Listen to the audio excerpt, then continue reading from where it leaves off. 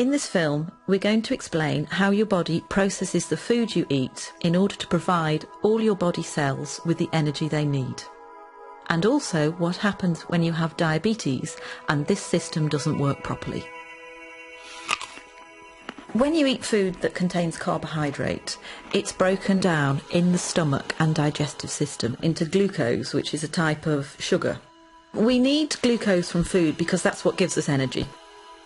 Carbohydrate-containing foods are things like starchy foods, sugary foods, milk and some dairy products, and fruit. This glucose then moves into the bloodstream, and the body detects that the blood glucose level is rising. In response to that, the pancreas, which is a little gland that sits just underneath the stomach, starts to release a hormone called insulin. And it's insulin that helps our body get the energy from the food we eat. The bloodstream then takes the glucose and the insulin to every cell in our body that needs it. To make this easier to understand, let's look at muscle cells. At the muscle cells, it's insulin that allows the glucose to get into the cells where it can be used for energy. It's a bit like insulin is a key unlocking the door to the cells so the glucose can get in. That way, the blood glucose level starts to drop. But the blood glucose level can be topped up at any point by the liver releasing extra glucose that it has stored. The blood glucose rises again, and again the pancreas produces more insulin to move with that glucose through the bloodstream to the muscle cells, open the doors and let the glucose in. The body functions best with the blood glucose at an optimum level. It doesn't like it if the blood glucose rises too high. Normally, there's a cycle within the body which balances out the glucose and the insulin level, and this is achieved by the food you eat, the pancreas and the liver. However, in some people, the system doesn't work properly and they develop diabetes. There are two main types of diabetes, type 1 and type 2. In type 1 diabetes, the body isn't making any insulin at all. This is because of an autoimmune response whereby the body has destroyed the insulin-producing cells in the pancreas. We don't entirely know why that happens in some people and not in others. Type 1 diabetes accounts for about 10% of all cases. It's most often found in the under 40s, and it's by far the most common type of diabetes found in childhood. In type 1 diabetes, the carbohydrate-containing food is broken down into glucose as normal. That glucose then moves into the bloodstream. Normally, the body would produce insulin to let that glucose into the cells, but in type 1 diabetes there is no insulin being produced, so the glucose can't get into the body cells at all. So the level of glucose in the blood rises and rises. The body tries to lower the level of glucose, it tries to get rid of the glucose through the kidneys. That's why people who have undiagnosed type 1 diabetes tend to go to the toilet a lot to pass urine. As the kidneys filter the glucose out of the blood, they also take a lot of water with it, so the person with diabetes will get very thirsty. The urine contains a lot of glucose, and that creates an environment where it's quite easy for bacteria to thrive, so it's also quite common to get thrush or genital itching.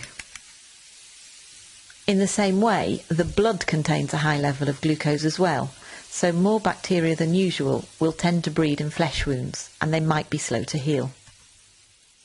Glucose can also build up in the lens at the front of the eye, causing the liquid in the lens to become cloudy. That can mean that some people with undiagnosed type 1 diabetes can have blurred vision. Because the glucose can't get into the cells to be used for energy, somebody who's got undiagnosed type 1 diabetes is going to start feeling very tired, lethargic and unable to sort of go about their normal daily routine. But the body still needs an energy source in order to work properly. So what it does is it starts to break down its fat stores, and that can lead to weight loss. So the main symptoms of type 1 diabetes are going to the toilet a lot, thirst, thrush or genital itching, slow healing of wounds, blurred vision, tiredness and weight loss. These symptoms generally happen quite quickly, often over a few weeks, and can be reversed once the diabetes is treated with insulin. Type 2 diabetes accounts for about 90% of all cases in the population. It's most common in the over 40 age group in the white population and in the over 25 age group in the South Asian population. Type 2 diabetes is a little more complex because there's slightly more processes at work. Either the body isn't producing quite enough insulin, or the insulin it is producing isn't working properly. That can be due to being overweight because a build-up of fat can stop insulin doing its job properly, but it can also happen in people of a healthy weight. So in type 2 diabetes, the carbohydrate containing food is broken down into glucose in the stomach and digestive system as normal. That glucose then moves into the bloodstream. The pancreas starts to produce insulin, which moves with the glucose through the bloodstream to all the body cells which need glucose for energy. However, the glucose can't always get into the cells because the locks to the cell doors have become furred up with fat deposits. That means that the insulin can't open the cell doors properly. So the level of glucose in the blood continues to rise. In response to this, the pancreas produces even more insulin. So the blood glucose levels continue to rise and the insulin levels continue to rise. This situation is further complicated by the cells, which are desperate for energy, sending out emergency signals to the liver to release stored glucose. The blood glucose level goes up, and the pancreas produces more and more insulin until it can't cope anymore, and eventually it can wear out. As with type 1 diabetes, the symptoms of type 2 diabetes are going to the toilet a lot, thirst, thrush or genital itching, slow healing of wounds, blurred vision, tiredness and weight loss in some people. The symptoms for type 2 diabetes come along very slowly, and some people don't have any symptoms at all. So for that reason, people can live with type 2 diabetes for up to 10 years before they realise that they have it. Type 2 diabetes can be treated in a number of different ways. Initially, it may be sufficient to make changes to the food you're eating and to take extra physical activity or lose any weight that may be appropriate. But type 2 diabetes is a progressive condition and most people will need some form of medication to treat it.